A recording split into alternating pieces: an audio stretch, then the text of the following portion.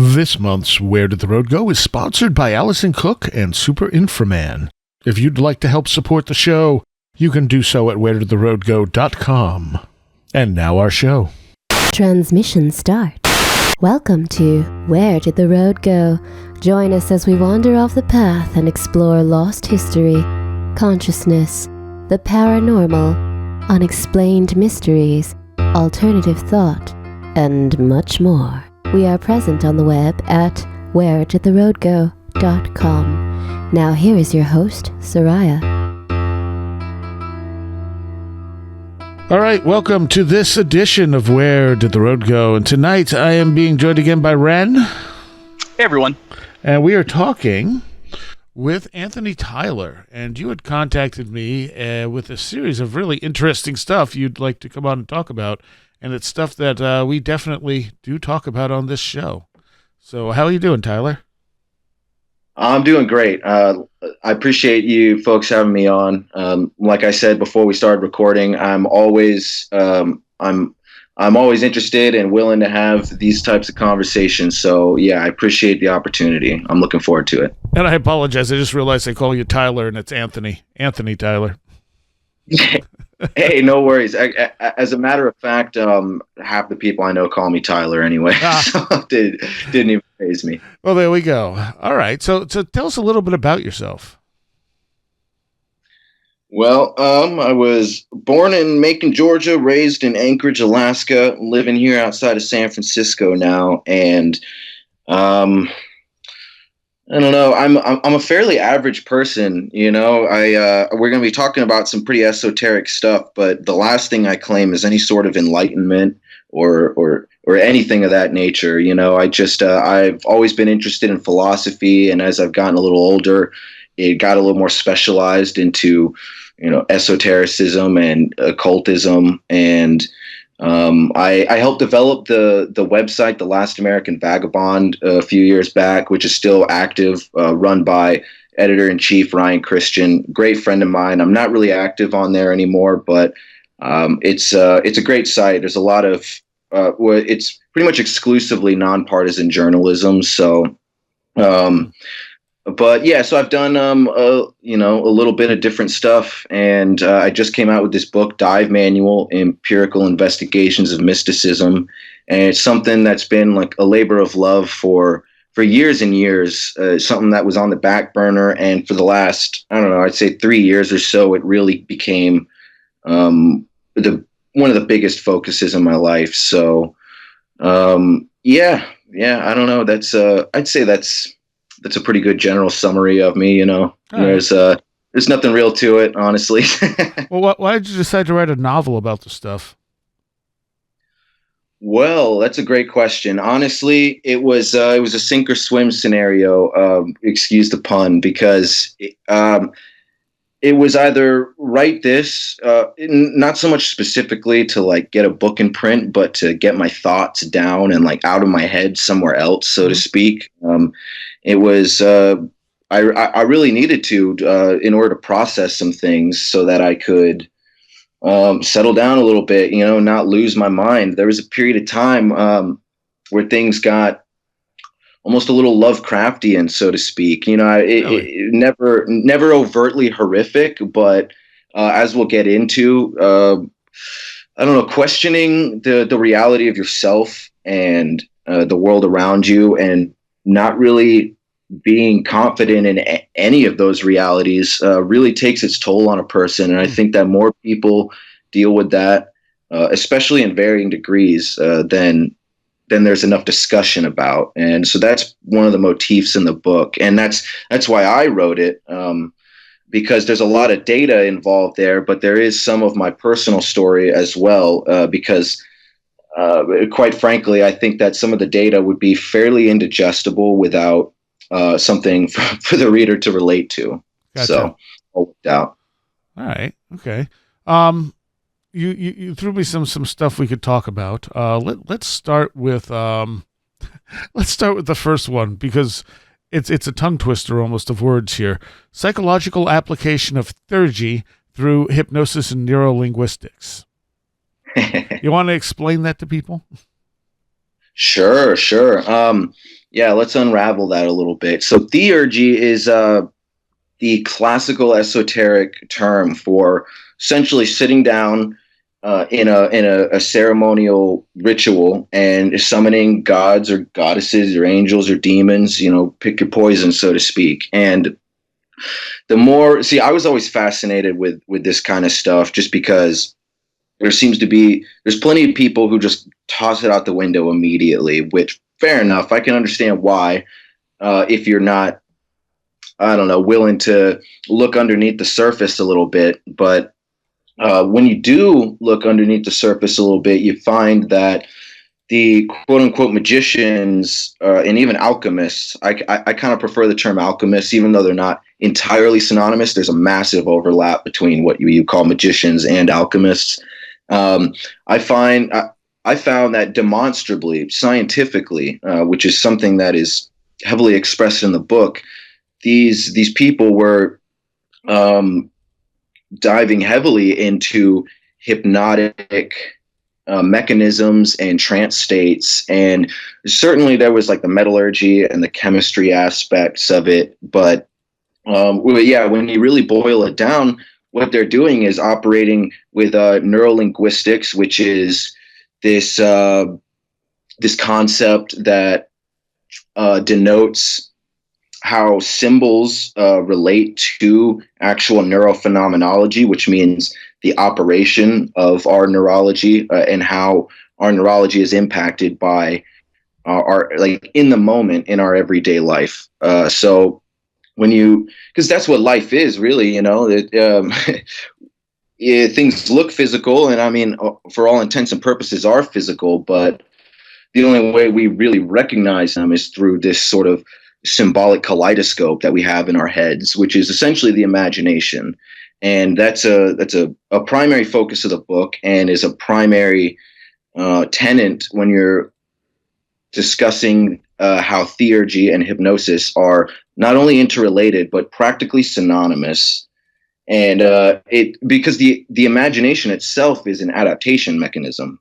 It's Right. not some frivolous, just random collage of environmental stimulus. There's that definition certainly plays a part in it, but it engages this intrinsic a priori adaptation process that exists within us all, and it stimulates biological indicators, I guess you would say. These things.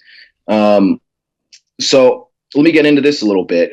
In order to explain what I mean of how theurgy and hypnosis are interrelated, we have to really discuss what a quote unquote like deity or entity really is. And I've done a lot of. I've been very inspired by the works of Carl Jung and analytic psychology and the idea of archetypes, and it's really fascinating because when you look into things like neurophenomenology, you see that these things like archetypes, when you're essentially analyzing how the environment engages your mind on an active level, you see that these things have merit, undoubtedly. The symbols that we engage with in our everyday life, whether it's our dreams or artwork or how we're interpreting the physical world, have dramatic ramifications on our psychological, wherewithal, so to speak. Mm-hmm. So the real question from there, I suppose, among others, is, are these things sentient or not? I think that's a real $1 million question right there. And I don't know. I don't really know, but I tend to look at it as something like the animal kingdom, insects included. At least for me, I don't really consider a termite to be very sentient. Although I could be wrong, who knows? But whereas a dolphin, scientifically, pretty damn quite sentient. Mm-hmm. And I think that archetypes, there's at least a good shot that they work similarly. And regardless of whether that's the case, set sentience aside, they're certainly autonomous. Autonomy being self-directed, self-guided, something like an algorithm or a software program. So these things can operate entirely on their own, but do they have some sort of self-reflection process? No, not in the case of autonomy. So scientifically speaking, I would put this stuff under the category of autonomous and not sentient, but I am also, I'm an esotericist, so I certainly think personally that there are certain things that are likely sentient, but I'm always willing to be proven wrong. So I don't really stake that claim, so to speak. But autonomy, most certainly, and these things. Well, I don't know. Would you like to ask any more questions before I keep ranting? Because I could keep going.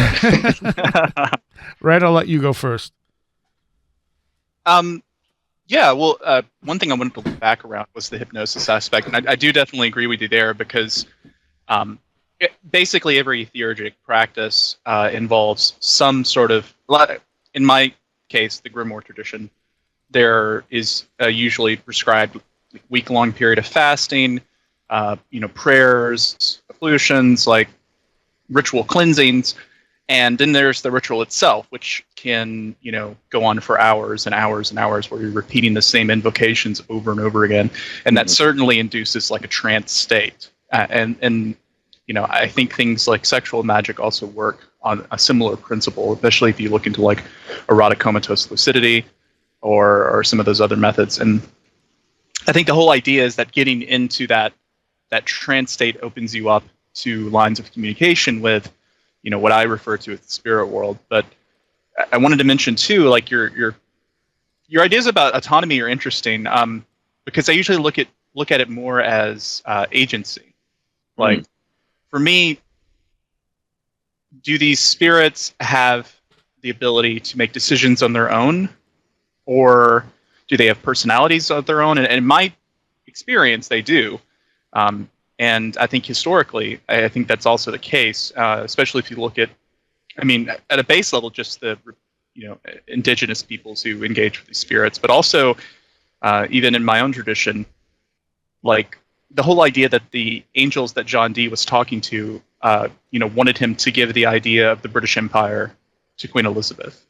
So it's almost as if these angels were attempting to build empire, or were, they had some sort of motivation or game that they were playing. For example, J.H. Vernon wrote a really good book about this called Whisperers, where he makes the case that like spirit contact has been has had sort of an immeasurable impact on the development of both human civilization and the events of the last 200 years. Both people getting messages from spirits, and then acting on that information. Like people are curious and they want to look into this some more. Read up on it's in Peter Levenda's Sinister Forces, but the whole drama that went around Benign, like these channeled, extraterrestrial quote unquote entities that a group of like powerful industrialists and socialites in America got in touch with. I think in the 50s, I think. Like Arthur Young from Bell Helicopter was there, and Andrea Uharich, who was Yuri Gedler's handler, was also there. But it's really interesting stuff, and that's what I would put to you, Anthony. Do you think that, in your view, do these spirits have agency, even if they don't have necessarily like autonomy? That is a great question. I guess there's no way to really say for sure, but I would completely agree with the sentiment that you expressed with everything you just said, and I certainly think that there's agency, especially the further you go down the line. We could talk about different types of entities, and I'm quite fascinated with the idea of because I find Eastern demonology to be far more multifaceted than Western demonology, and I find the concept of the hungry ghost. I'm not sure if either of you are familiar with it, but I find that I really like that concept, because Um, so I certainly think that there's agency in certain cases, in probably plenty of cases, but the hungry ghost is specifically fascinating because it seems like while there is certainly autonomy and who knows, maybe even sentience, there doesn't seem to be any agency at all. And in fact, they seem to be like um, something like sharks sniffing out blood in the water. Not that they're necessarily as ominous as that. They're a bit more benign, but they're attracted similarly, and they really don't seem to have any real say in it. You know, they just and for listeners who are unaware, I can elaborate a little bit. The hungry ghost is something in specifically Chinese and Vietnamese Buddhism and Taoism, and it's a folkloric concept that is expressed beyond Buddhism in the East. Excuse me, and it's this idea that these spirits, they're not exactly demons, but they're certainly not angels, and they are guided and compelled by the impulses of the human being. Now, folklore says that they're generally like the spirits of or the souls of humans, you know, in like the afterlife, who are unrested and whatnot. And I don't know if I go that far, although you know, it wouldn't bother me if that was the case. But just scientifically speaking, I think that you know, set aside the idea of the soul trapped in some sort of purgatory. Like I said before, the fact that these things are certainly demonstrable when you look at the brain and brain sciences overall. And yeah, I don't know. So I guess long story short, agency is a tricky question, and I would give a yes and no to that, depending on what we're talking about.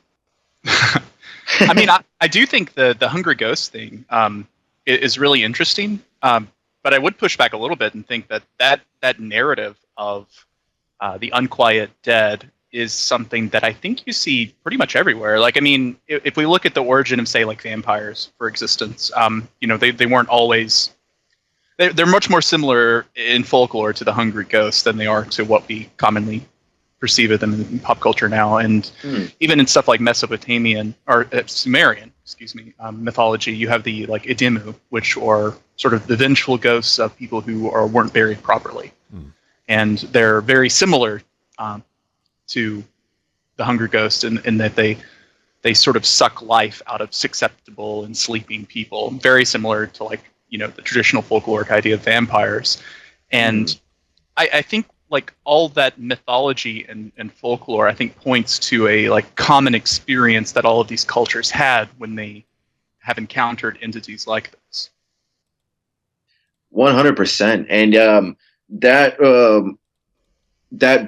brings to my mind the concept of sleep paralysis and the shadow people, because in my research, that's been essentially, I guess you could say, a cornerstone of some of my, or at least a foot in the door of my research into these concepts of entities overall, because the shadow people of sleep paralysis is very, very prevalent, not only today, but all throughout history, like back to the beginning of recorded history, essentially. And it's all, the definitions never really change, you know. And not only that, but the physiological mechanics of it, or the descriptions thereof, never change either. And so these things are certainly, and so my postulation is that since when you look into history, the events of sleep paralysis very clearly have played or have served as inspiration for demonology as it is known today. These things are universal to the human experience, and they are so specifically. If you want to like draw, you want to pinpoint some sort of axiom, it's biology, it's adaptation. You know, specifically with the shadow people of sleep paralysis, it seems that they're 100% of the time attracted to fear. And I propose that, and I don't think this is much of a stretch at all, that all of these things are attracted to the human spectrum of emotion, and it just depends on, because the brain is literally a biological radio transmitter. So that's and a receiver as well. Certainly. You could look at it that way, but also to think about say Robert Monroe in some of his work talks about being out of body and seeing basically the spirits of people who had recently died, who were kind of earthbound now, and usually had no idea where they were or why they were still here, or like sometimes that they had even died in the first place. Like they would be attempting to do physical things, like pick up a payphone. Their hand just keeps passing through it, and they can't figure out what's going on. Just imagine for a second, like how terrifying it might be to be stuck in that situation and unable to communicate with anyone around you. You see people walking down the street and no one can see you or hear you or pay any attention to you. Because I've considered the shadow people, the reason we may see it as them being attracted to fear, but there's also the possibility that they're just wandering around and all of a sudden they notice, oh, hey, this person can see me. Like, I'm going to try to talk to them. And, all they can really see is that you can see them. They're not so much attracted to your fear, but attracted to the fact that you're reacting to them in the first place. It's a very, very nuanced and interesting point. Something that I couldn't say that I disagree with. That's very interesting. When we did a number of shows on sleep paralysis, one of the things I found very interesting is there were a number of cases where sleep paralysis seems to pass from one person to another. Like someone won't have sleep paralysis, they'll be sleeping with someone who does have sleep paralysis, and the next thing they know, they're also experiencing the sleep paralysis, or the cases where two people sleeping in the same room have the same sleep paralysis experience. Mm-hmm. Wow. Yeah, that can take. Go ahead, Anthony. Oh, I don't think I've heard that yet, and that's very fascinating. Something that doesn't quite surprise me, but serious food for thought right there. Because then you got to say, like, is it something in the blood? Like something in our system that has these experiences? Is if we're having a joint experience, is it something external, or is it somehow something psychically shared? I mean, there's so many unknowns with that. Mm-hmm. I mean, it's certainly played into my idea of there being some sort of. I guess I'm less on this idea now than I was a couple years ago, but this idea of the phenomena acting as sort of a psychic virus, like a mimetic virus, and it's spreading to other people, and like basically it's a self-replicating thing, right? Because when you have a UFO experience, people naturally like want to tell about that experience, or most people want to speak about that experience, and it sort of spreads that mythopoetic narrative, right? And the more the narrative spreads, the more it can sort of take hold in the collective, conscious mind, and replicate there and mutate and change.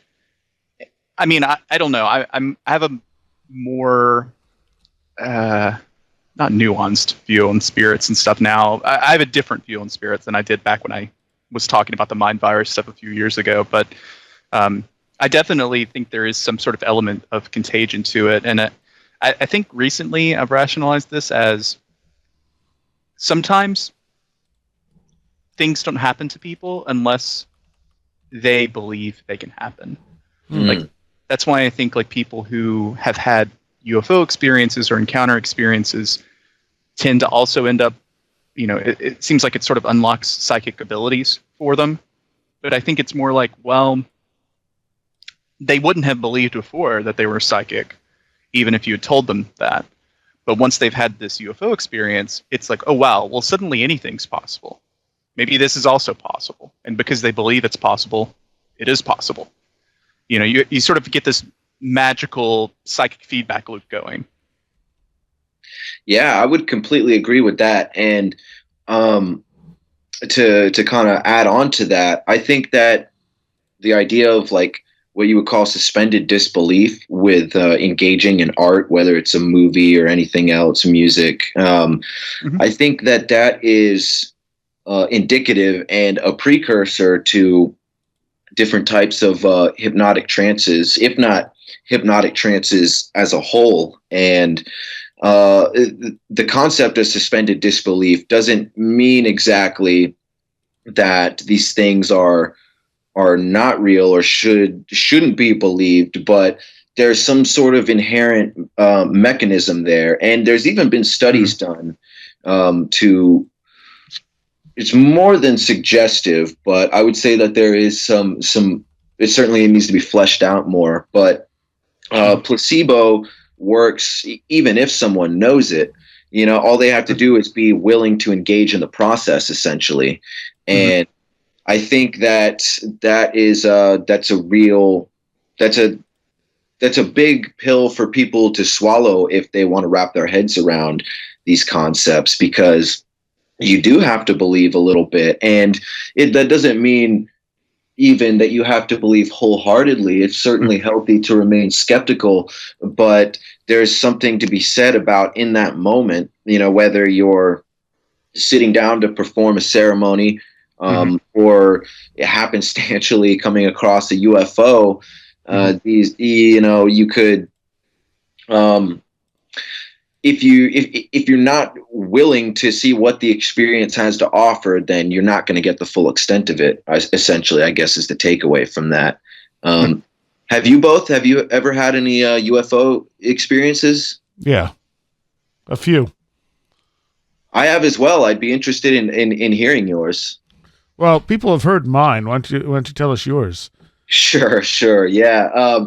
So I explain it a little bit in the book, and but it's a little bit of an aside. So I'd be happy to go into a little bit more detail. It's not too long either. Okay. There were several different. I've had. Man, I don't know. I'd say probably like a solid 5 encounters, or at least sightings, out in Alaska. Right outside of the Anchorage area, in Eagle River was where I was living, and it's pretty close to the J. Bear Fort Richardson Army Air Force Base. So it's a very large Air Force base. So I'm not sure if these things were government craft or they were, you know, legitimate extraterrestrials or what have you, but it certainly wasn't any sort of commercial craft or any sort of craft that the public is aware of by any stretch. And I've seen these things. There's one little story I'll tell you, but to summarize the different experiences I had, I've seen things flying faster than shooting stars, doing 90-degree angle turns right in the middle of it without slowing down. I've seen all sorts of things. Things, you know, like constellations moving in the sky, like as fast as the one I just previously described. So it looked just really hard to wrap your head around, I guess. And I do talk about in the book how some of these, and I'm very open about this, some of these were definitely experienced.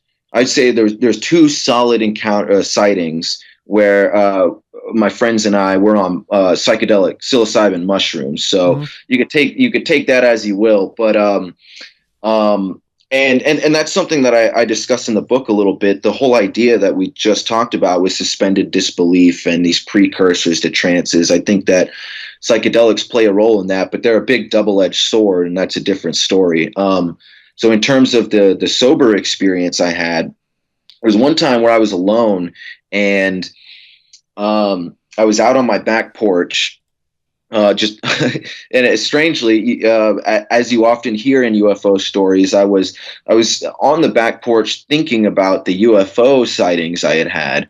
And I don't know, within like 15, 20 minutes or so, I see this bright light right over the fence, and I assume that it's a street light. So I kind of slump in my chair a little bit so that the fence I'm looking at overtakes the street light, but it doesn't, as it should. And and I see it's growing larger, and all of a sudden I realize that this is something in the sky, a very bright, like luminescent orb coming right towards me. at a steady but fairly slow speed. I don't know. Probably wasn't moving faster than a bicycle, honestly. It was like lurking, and it was completely silent. And this thing flew right overhead. It was only like maybe 100 feet above me, and I got a full belly shot. I was never able to take a picture because it was a really in the moment thing, and I didn't have any electronics on me.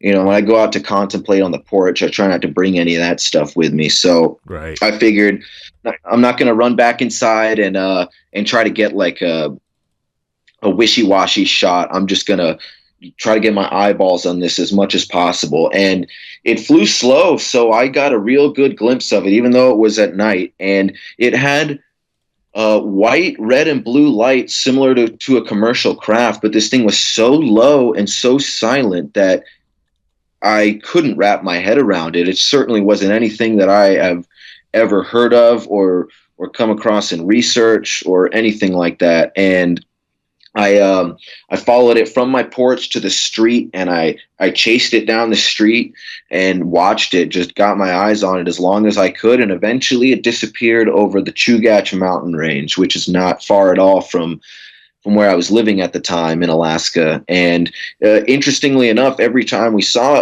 a UFO, me and sometimes with friends of mine, even, you know, whether we were sober or on psychedelics, they always disappeared behind that mountain range. So for any people interested in ufology, you can take that as you will. There's certainly some crazy stuff flying around at night in Alaska. I can guarantee that. Does that follow any fault lines up there?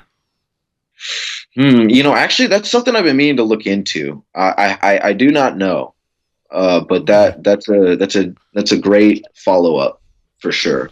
I mean, because in Ingo Swann's Penetration, when they take him out into the wilderness to show him the UFO being, like the UFO appearing out of nowhere, he guesses that it's somewhere in Alaska. He can't tell exactly how far they flew because he was blindfolded or something the entire time. Wow. But he suspected because of like the time and the direction and travel speed and everything, they probably would have been somewhere in the Alaskan wilderness. Wow. What's that name again? It's a book by Ingo Swann called Penetration about his experiences being contracted by this kind of shady organization to do remote viewing of the moon. And how he found like alien bases on the moon and all this kind of stuff. It's a really wild book. It's sadly out of print now, I think, or it's still out of print. But it's not too hard to track down a copy if you just do some Googling. Okay, yeah. Ingo Swann is the one of the first CIA trained remote viewers, correct? That's right. Yeah. He was basically the one that helped create the RV program at SRI with Hal Puthoff back in the day. But yeah, Ingo was sort of the genesis of that program. Very interesting. Yeah, you know, there's all sorts of stuff going on in Alaska. Whether, you know, how much validity there is to it is hard to say, but I'm of the opinion, given all the stuff we've talked about so far, that even if things are lies or falsehoods, there's a little bit of truth in every falsehood. It just in varying degrees. And, you know, there's even talk about the Dark Pyramid of Alaska. Yeah, you know, so I was never quite sure what to make of that. me neither, honestly. What's that Leonard Moulton Howe thing? Yeah. Yes. Yeah. Yes. And I've actually spoken with her briefly before, and she is, I certainly consider her journalism to be astute and well researched, but yeah, the Alaskan pyramid is inconclusive at best, but very interesting regardless. Yeah, it's a good story. But I don't know if I necessarily think there's a whole lot to it, unfortunately. Agreed. It'd be cool if it existed, but Yeah, it would be very There cool might if be it something existed. down there. There might be something down there. A pyramid would probably be a stretch, but Yeah. who knows? Who knows? All right. Let's talk about demonology and the Tree of Death. Ooh, great subject. Where would you like to start? You want me to just dive in? Yeah, just dive in. Cool. yeah. What do you mean by Tree of Death? I'm interested in that term. So the tree of death, the more classical terminology being the Qliphoth. Okay. So the reverse side of the tree of life, the Sephiroth. Yeah. Right. Absolutely. Yeah. And I believe it was the it was Isaac Luria who first talked about the tree of death, and he's like a classical Hebrew. I think he was a straight up rabbi, but I don't remember off the top of my head. And that was like many centuries ago. And the people who really started to articulate it a bit more were Crowley and S.L. McGregor Mathers. And so I've done a bit of study into what they had to say about it, and ultimately I find that because the Qliphoth is fairly indigestible, it's quite esoteric, and it's not an easy entry point. You got to have a little bit of precursor knowledge, I guess you could say, and I looked into this for quite a while, just here and there, and slowly it kind of grew on me over time in terms of understanding it and digesting it. And I found that the Divine Comedy and Dante's map of heaven, hell, and purgatory to be very, very indicative of this classic Kabbalist mysticism. And the more you look at it, I think that personally, I don't think that there's any dispute that the circles of hell are or correspond to the Qliphotic shells, as they're called. And for any listeners who are unaware, what we're talking about at all, the tree of life is essentially termed by the classic Hebrew Kabbalists as the anatomy of God, and it's the 10 spheres of manifestation, so to speak. And so the Qliphoth, the tree of death, would be the shells that encapsulate these spheres that are sort of like the distance, the separation between you and divinity, so to speak. And I think that the easiest way to wrap your head around that from like an applicable, even psychological level would be things like disassociation.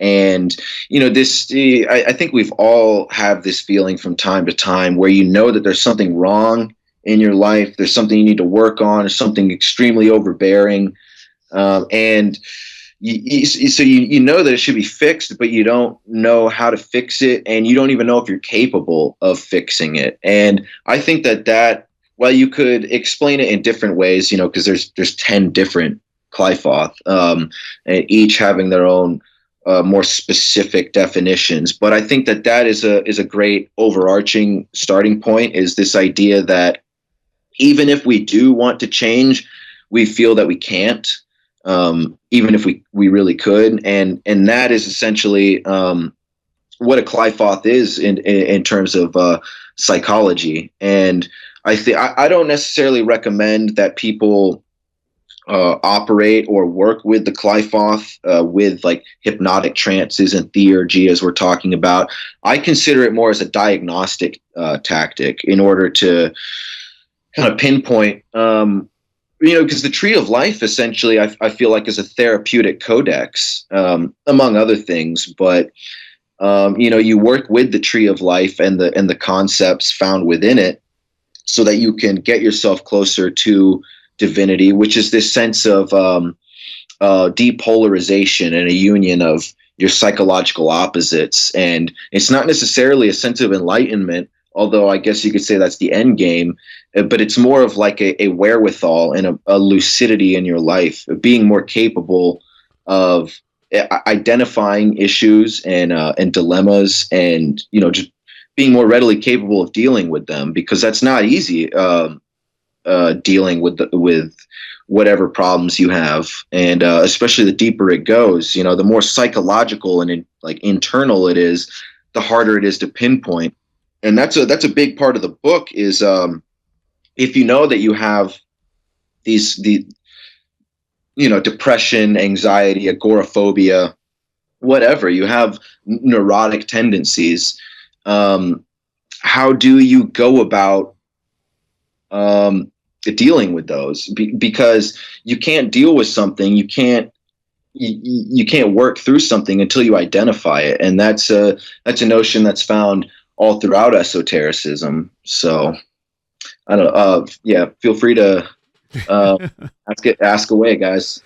Of course, Grant. Go ahead. Oh, no, I was going to ask you, Seriah, because I know you've read some Kenneth Grant. So, but he definitely Lovecrafts up the whole dark side of the tree. Yeah, he sure does. Trying to attach different Lovecraftian entities to each reverse Sephiroth, which is kind of the same idea. It's just he wanted to bring that stuff into reality so badly. Yeah, I guess the way I use the Tree of Life in my own practice, the way I kind of utilize it and conceptualize it, is more of, in like a Neoplatonic sense, of the sort of unknowable God or the Ein Sof being filtered down through different spheres of manifestation into finally where it reaches like our physical material world, right. i.e. Malkuth. And I sort of use it as a map of that. I don't really know what I think about the Qliphoth. Like I really like Kenneth Grant's work, and I believe that he's probably onto something with the whole idea of the tunnels of Set. I know a lot of what he's written about and what Michael Bertrio has written about has rang true in my own experience. But I don't know what they are, or if because to me, I guess, like in the way I conceptualize the Tree of Life, the Qliphoth doesn't make any sense to me. But I don't doubt that there is some layer parallel to our reality in which there are, I don't know, to say sinister forces is so like dualistic, right. And I don't really see the spirit world as being good or evil, but there are definitely things that don't have our best interests in mind, at least our human interests. And I guess the idea that there is a sort of realm in which these things exist and spring out of is pretty romantic. I like the idea. I just don't know if it really holds up to my own experiences. I've also heard the interpretation that the Qliphoth would be the shells of like ego and stuff like that are kind of sloughed off when we die. Yeah, I don't know. That gets into more like the kind of psychological model stuff that I think it reduces everything a little too much. Because I feel like, like the whole idea that these entities, and this is something you were talking about earlier, Anthony, these entities and magic and stuff, that it's all psychological in nature. Like these entities are only in our brains. And I just don't think that, like, I understand the temptation to that, but in actual lived experience, that doesn't really pan out to be true. And I guess you could make the argument, okay, well, how do you tell objective reality anyway, right? Because you're experiencing it subjectively. But I don't see subjective entities having their own agency in history as we know, like certain grimoire spirits have, right? Like for instance, this is a good example. The demonic hierarchy of the grimoires, and even the angelic hierarchy, the four archangels of the quarters, or the archangels of the spheres, excuse me, has changed over time. Like in some work, like in Agrippa's work, Raphael is the angel of the sun rather than Michael. And what I find interesting about that is the idea that maybe that's not just a mistake or just a difference in tradition, but perhaps there are changes in the spirit world. Sometimes one spirit or angel is in charge of something while another one's in charge of something else. Or, the demonic hierarchy sometimes shifts and changes over time. And to me, that speaks of these things having some sort of external reality beyond ourselves. That they have their own agendas, they have their own histories and their own personalities that exist regardless of whether or not we believe in them. Yeah, no, I wouldn't disagree with any of that. And I think that the reason I'm so fascinated with the threshold of spiritualism and the hard data of psychology is not to reduce these things, although that does happen when you take the psychology into account. But I try to emphasize the fact that these things, just because you can identify certain psychological factors associated with these things doesn't mean that that's where the trail of breadcrumbs ends. And personally, I don't think that that's where it ends at all. But I think that if these things do exist, and they certainly do demonstrably, then as far as I understand it, I don't see how they would. It seems like the brain is essentially that threshold of communication. So I find that to be a useful trail of breadcrumbs, so to speak. And what you're talking about with this idea with development and like changes within the spiritual realm, I think that holds a lot of weight too, because a term that I found a lot of merit in is this idea of heuristics. I'm not sure if you guys are familiar, but heuristic being a process of by which we learn through trial and error, like a very easy concept to wrap your head around. A heuristic concept would be, even today, it seems like more people than not think that porcupines shoot their quills, and they don't. They don't at all.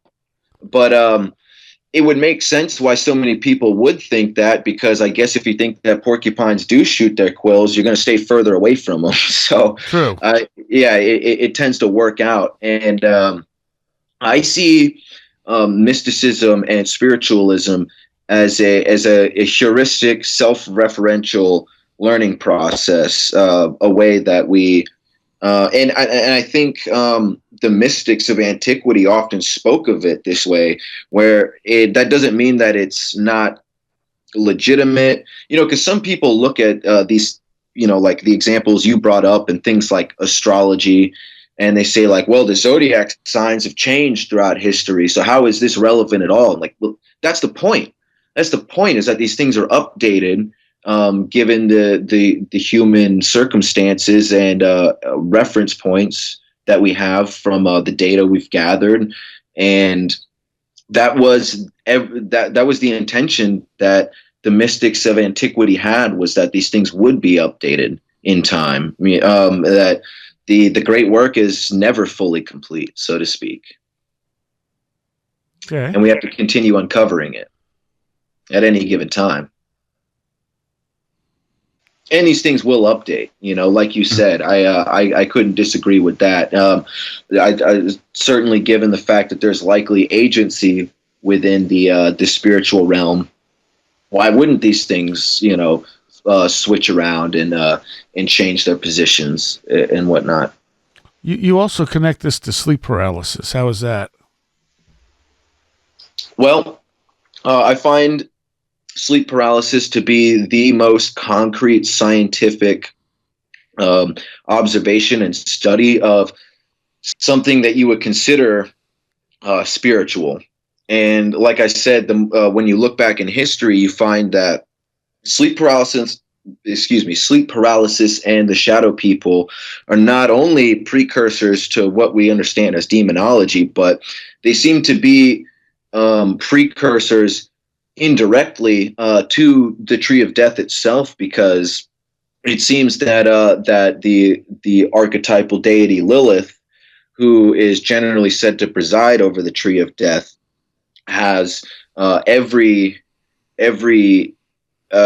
stems from the phenomenology of sleep paralysis, the succubus and incubus, and Lilith is one of the oldest mythological succubuses or succubi that we have in our mythological traditions.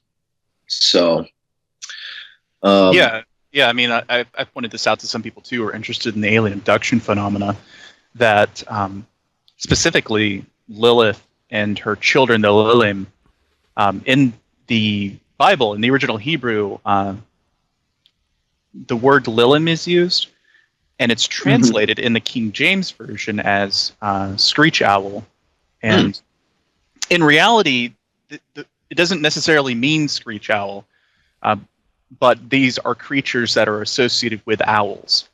and you see the same thing in the folklore of like the European countries. I think like in the Balkans or not, but you have like the Striga, which are, and in Roman times you have the Strix, which are again owl demons who live in the woods at night and like kidnap people while they're sleeping. And I don't think anyone who listens to the show would have to refer them to Mike Clelland's work about owls and their connections with the alien abduction phenomena. So when I think about the Greys, like whatever they are, like at least right now, I don't conceptualize them as extraterrestrial. I conceptualize them as Lilim or Striga or Strix. Like they're the creature that has always been here. That has this sort of owl visage that appears in the night, and I think like the Striga are supposed to be sort of like a precursor to like a vampire, like they drink your blood or whatever, which is kind of similar to vampires and hungry ghosts and stuff. But this idea that there are these things that sort of lurk about that are predatory, that attack people while they're asleep and drain you with something, I think rings really true. And it's only that in our sort of modern conception of alien abduction, we see it as this extraterrestrial thing, and in reality it's the same experience people have been having since antiquity. Yeah, man, if I could give you a high five right now, I totally would. I completely agree. Are you both familiar with John Keel, the 14th investigator? Right on. I figured you would be. A great inspiration of mine, and as I'm sure you both know, that's a really like core idea that he had as well. And I think that there's a lot of merit to that. I'm not even necessarily convinced that there are extraterrestrials, although I'm not a naysayer. I don't discount the fact that there could be, but it seems that it's more likely that these things are indicative of the human experience and life on Earth. Yeah. And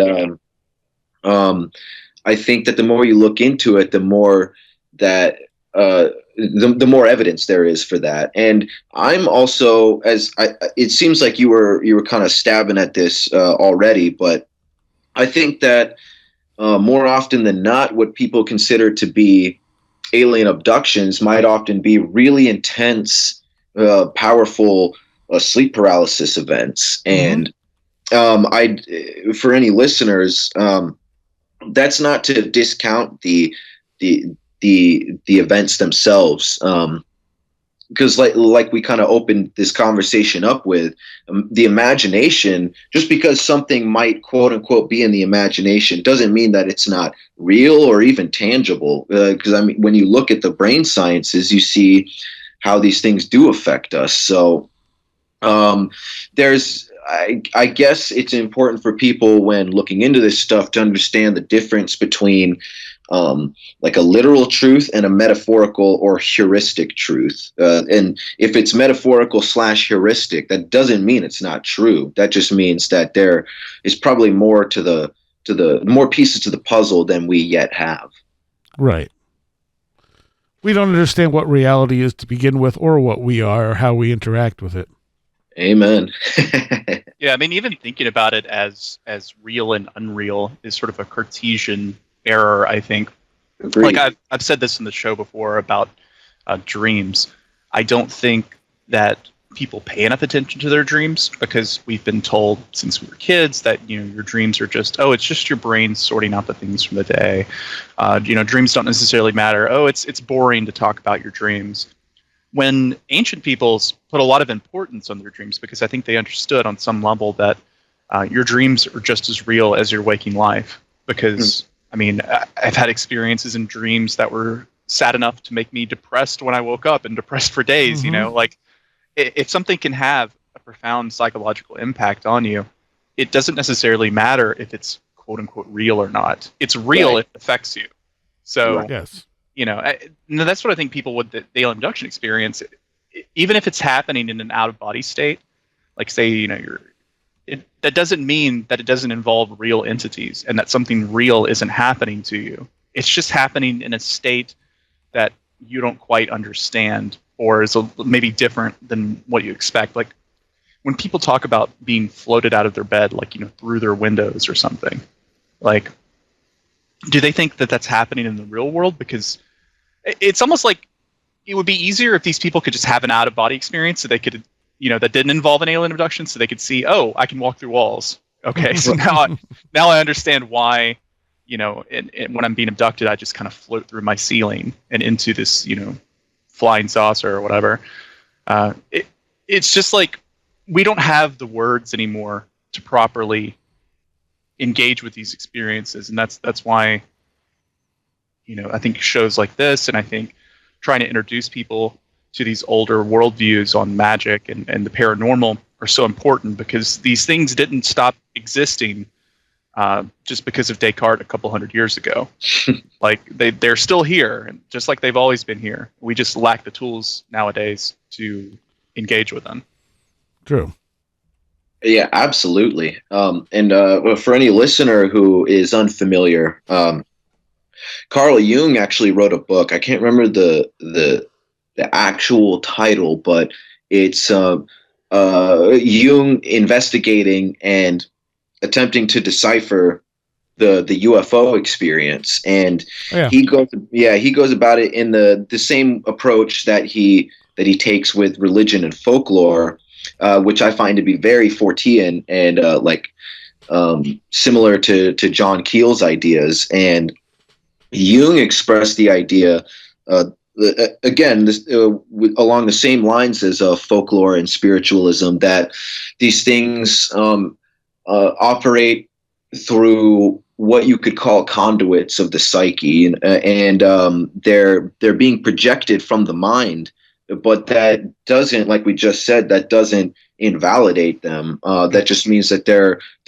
real on a different level that we don't fully understand yet. And I think that although that needs to be fleshed out a lot more, it's more philosophical than it is scientific. I certainly think there's a lot of weight to that.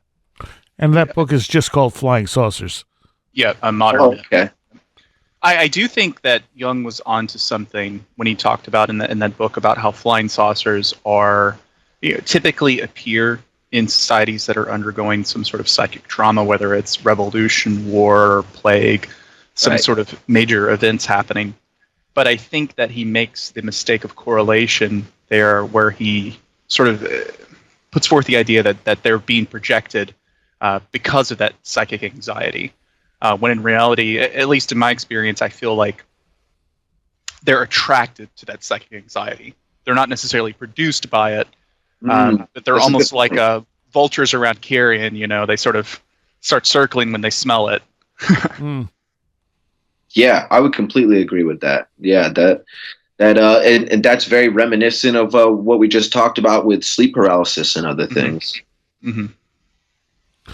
So you had asked earlier about my UFO experiences. The two that stand out the most, both of these happened at points in my life where things were changing drastically. The one was a giant UFO over the lake when I was driving to my radio station. It actually blinded me. It was so bright. I thought it was someone coming up a driveway from the lake, like a lake house with their brights on and at an angle. Mm-hmm. Except it didn't turn off. And finally I looked at it, all I saw was this gigantic. The thing is, I didn't see in any actual physical structure. What I saw were lots of lights. Blinding number of lights swirling around it, and eventually it just slowly dropped down into the lake and out of sight. Wow. There was no Oz effect. There was no, nothing else to it. But it was a rather, there's nothing else I sat there in my brain going, okay, it's not a helicopter. It's certainly not a toy. This was like 2001. Mm-hmm. I'm like, I don't know what I'm looking at other than lights, but that shouldn't be there. The other one was looking up at the sky one night and seeing these things shoot across the sky and disappear almost into what you would see like with a circular video wipe, like a transition.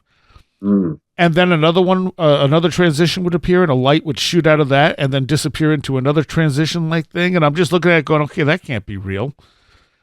And I'd look away and I'd look back up and it would keep doing it. And I'm like, well, it's still there. I know the feeling 100%. Yeah. That's, and the more you talk to people, whether it's UFOs or sleep paralysis or what have you. Hell, even Sasquatch or other things. It seems like everyone's got some sort of wild story. And maybe not everyone, but at least everyone seems to know someone through the degrees of separation that's had some sort of story like that. And Oh yeah.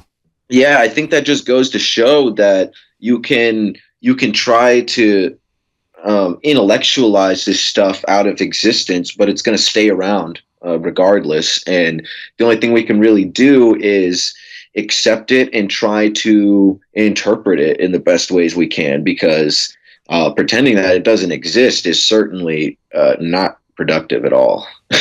Well, it's productive to the people who want to ignore it. Sure, fair enough. Yeah.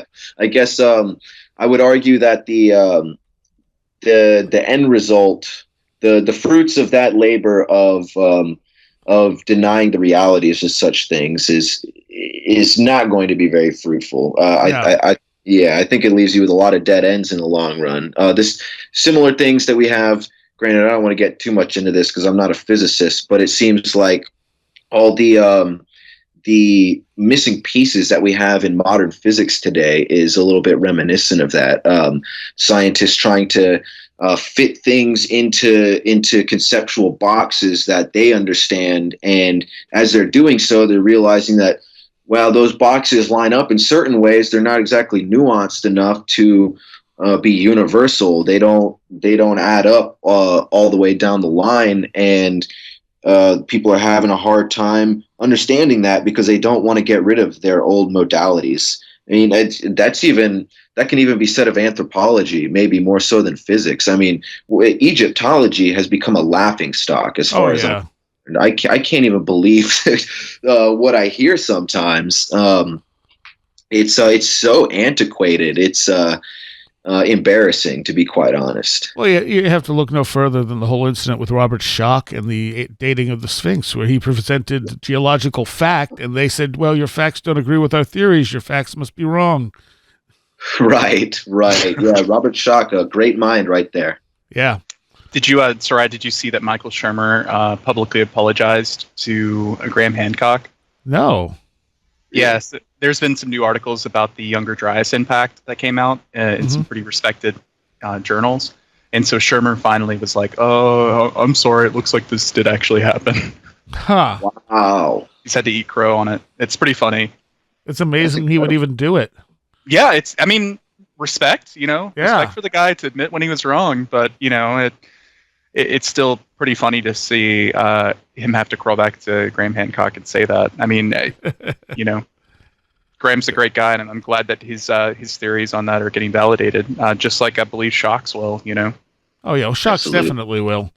I mean, Schoch has the hard evidence right there, and there's no geologist that would disagree with it. Yep. It's only the Egyptologists that don't like it. Yeah. One of the other things, Anthony, you mentioned was the validities and big misconceptions about things like divination, like tarot and astrology. You want to get into that a little? Sure. Now, similar to the other things I've proposed, I don't think that what I discuss here is necessarily the end. Like, this is not the end of the trail of breadcrumbs. But if you want to conceptualize something like divination, I think it's important to understand the concept of like the self-fulfilling prophecy, which is something like placebo, where it's heavily misunderstood, where just because you might be operating with mechanisms within your own mind doesn't make it any less valid. And I find divination to be a lot more of they're hypnotic precursors, and I see it as something like fishing, let's use tarot as an example. Like if you're sitting down and performing a ritual, like you're diving into the water, you're going full in. But if you're doing something like tarot, you're kind of fishing. You're throwing a line in and seeing what bites. And it's something like a useful middle ground. And I think that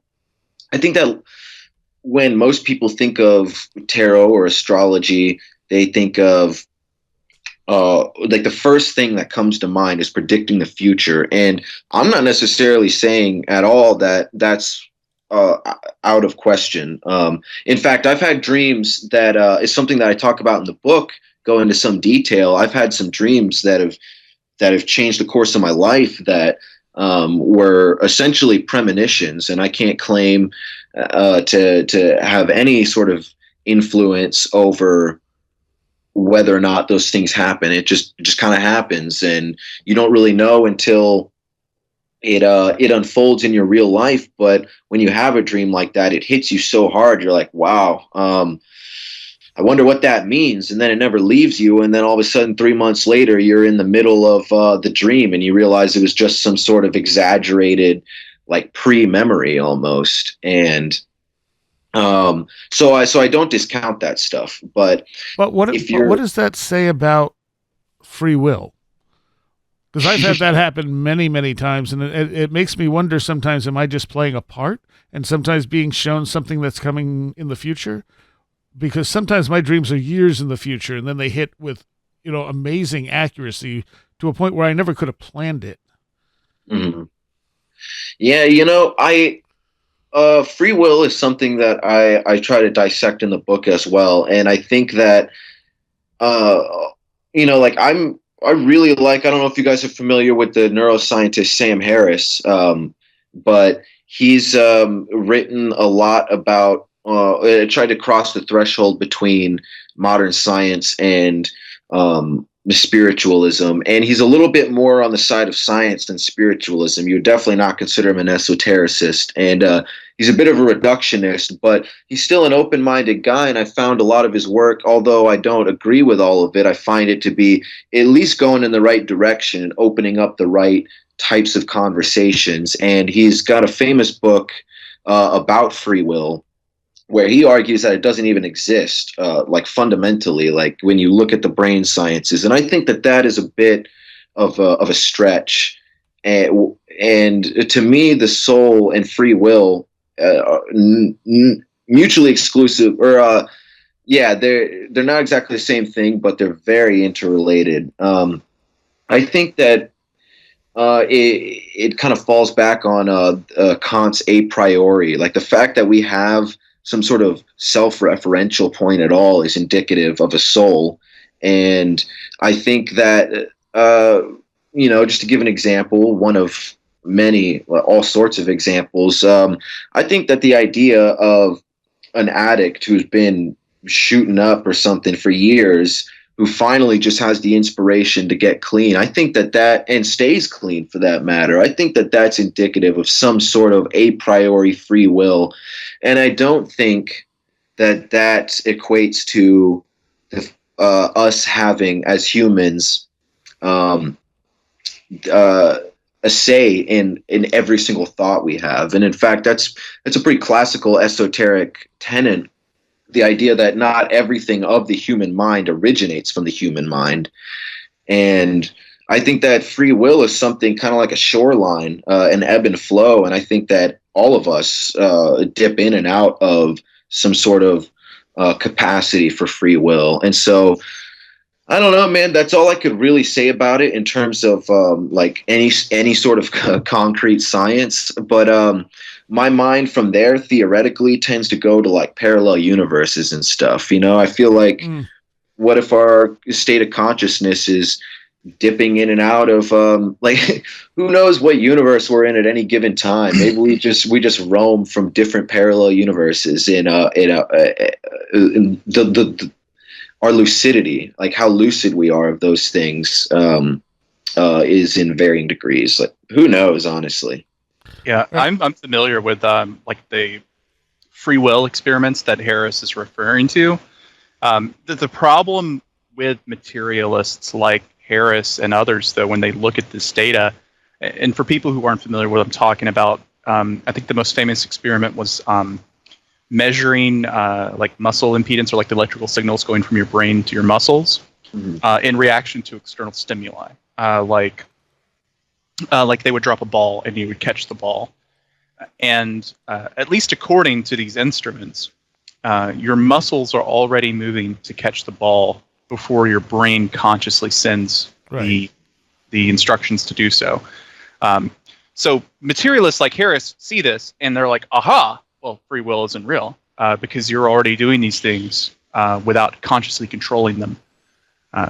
But these things are also just as explained by ideas like precognition and a different way of looking at time and experience. Mm-hmm. Mm-hmm. So, and ultimately, it doesn't really matter if free will is, like, quote unquote, real or not. You still have the experience of free will. And so literally nothing can be accomplished by, I mean, sure, wonder about it, theorize about it all you want, be a philosopher. But in your day-to-day life, you still have to exercise at least this illusion of free will.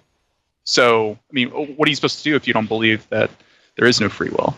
Right. Are you supposed to just, I think at the very bad end of the spectrum, that can eliminate people's sense of responsibility for their own actions.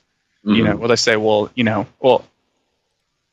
and that's the same problem with like destiny and fate and all that too. It's like, well, I am not successful in life, so it must just be destiny, or it must just be fate, or I don't have any actual free will, so I can't actually control my life.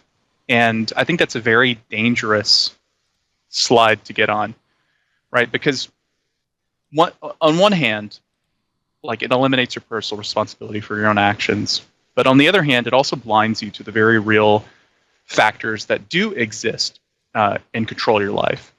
Things like for instance, the fact that you can't seem to make ends meet no matter what you do. Lots of people want to tell you, oh, well, that's your fault. That's some kind of moral failing on your end, that you're not a productive citizen.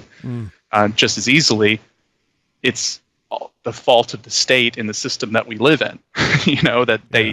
That it isn't providing like it should, or it isn't built in such a way that it's fair to everyone, which we know, empirically is true, especially to like people of color and others in this country. So believing that there is some sort of fate or free will only further reinforces this idea that you have no control over your own life. When in reality, you do have some control, but you also need to be aware that there are other factors controlling your life that have nothing to do with stars I don't say this to like rag on astrology, because I use astrology in my own magical practice. But I think getting too deep into that destiny hole is something that will take you into a bad place, and it's just not how you should live your life. Agreed. Yeah, and that brings us to the start of this divination talk to begin with. Is I think that is ultimately missing the point. If you're looking into divination for things like trying to figure out the future, it's just, not only is that less useful and practical, it might be damaging in some cases. It's almost like some sort of Oedipus complex, where the more you try to read the future, the more you will likely screw up whatever potential good you have in the future. Yeah, exactly. You create a self-fulfilling prophecy, basically. Right.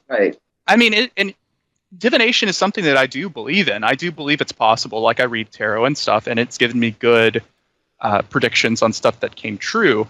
But I also see it as giving you the most probable future.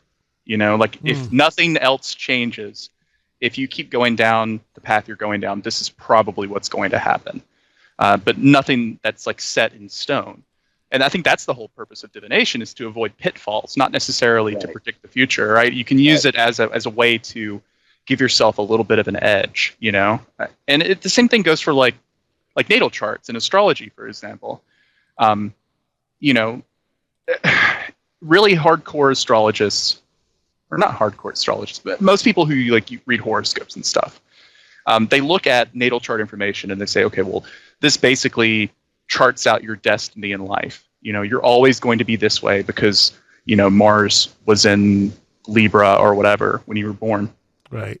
When in reality, what it does is give you a map of influences that exert themselves on your personality, and possible challenges that you can totally overcome It's just that everybody's born with like different circumstances. It's almost a representation of that. Like some people are born into poor families. Some people are born with a silver spoon in their mouth. And everyone has to look at the situation they were born into and then shape their own narrative instead of just relying on something else telling you that this is how your life is going to go. Yeah, man, I couldn't have put it better myself. There's a great book. I've read several really great books about the practical application of astrology, but one that I could recommend to you two and any listeners is this book. What's the name of it? It's Astrotherapy, which is kind of a cheesy title, but really great information. By author Gregory Zonto, Szanto, and it was written in like the 80s, I believe, and it was like a synthesis between Jung's stabs at the psychologization of astrology and the full-blown esotericism of it, and I found it to be. It's something that I reference in the book briefly, and I think that that's a really great. That's really great subject material, among others. And so, since you articulated that pretty well, I'll elaborate tarot a little bit. And what I mean by like fishing as a metaphor is, I really like chaos theory. In terms of I guess you could say. I have a little bit of chaos magician in me, but I don't like necessarily call myself that. But I think that chaos theory has a lot to do with explaining the phenomenology of these types of things, especially divination. And I see tarot as something that it's not like the cards are telling you. It's not like the cards themselves are spiritual, but you have a deck of like 72 or so cards, all with different symbolic stories on them, essentially. They're very elaborate, detailed pictures on each card. And you're shuffling them randomly and throwing them out 10 at a time or so. There's different ways to draw them out. But